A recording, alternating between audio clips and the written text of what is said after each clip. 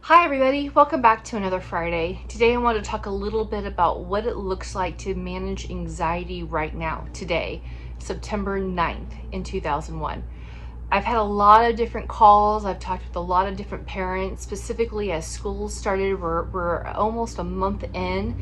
And one of the things that a lot of parents are concerned about is the level of anxiety their kids have. In fact, the statements are more like, my kid is unable to handle anxiety and stress right now, or they seem super overwhelmed and I don't know how to help them, or they're just kind of walking around aimlessly and they used to be motivated and now they just don't seem to be motivated to do anything.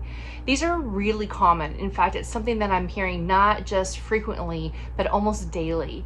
And what I'm discovering is that our kids, especially our teenagers, coming out of almost 2 years of not being in school, in classrooms, they're really struggling not just to acclimate, but to understand where and how to meet the teachers where they're at. Our teachers are struggling as well. And so we need to be able to give them a little bit of patience and grace as they're figuring all this out.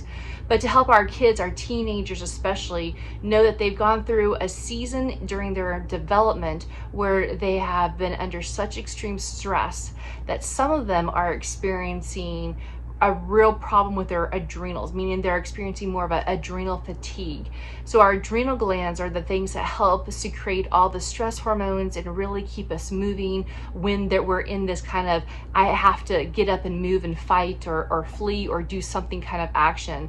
But now they've been under such constant stress that those are actually fatigued. And because they're fatigued, our students are experiencing a longer or a prolonged period of decreased motivation. They're having a hard time sleeping. Their stress level, where they used to be able to handle a lot more stress, now they're able to handle a lot less stress. Their anxiety is higher, and or they're experiencing higher anxiety, whether in going to school, being at school, getting their homework done, managing everything they have. And they're still teenagers. Because they're still teenagers, their brain is still in development. They're still attempting to figure out how to navigate through all this stuff, but even through their own identity, who they are, who they want to be, and what that means and how that works.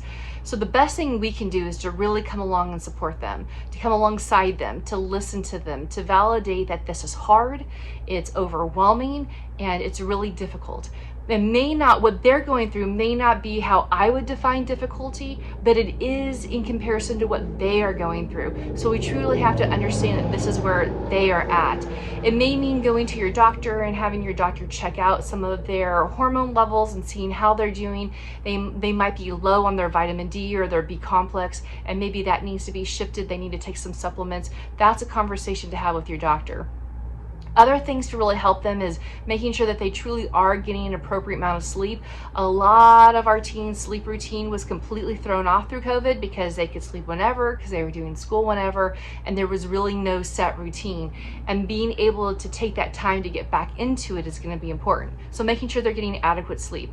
The other thing is to make sure that they're not only exercising, but that they're eating for a healthy body and mind, meaning they're eating a lot less processed foods, less sugar, less all that stuff, and more whole foods. So not even going towards granola bars, but being able to have like an apple, or to be able to sit down and eat some cucumber and hummus instead of chips, or to go towards, a turkey sandwich instead of, just a peanut butter and jelly sandwich. Whatever that looks like for you, have this conversation with them. Tell them that you want to just be active and involved and engaged in their lives. And as a result, you really want to make sure that they are as successful as possible as they continue to navigate through this difficult time. And while it's been difficult for all of us, it means so much to our kids, especially our teens, when we're able to come alongside and they truly feel heard and seen through all of this. Well, I hope that this gives you some food for thought for the weekend, and I look forward to seeing you next week.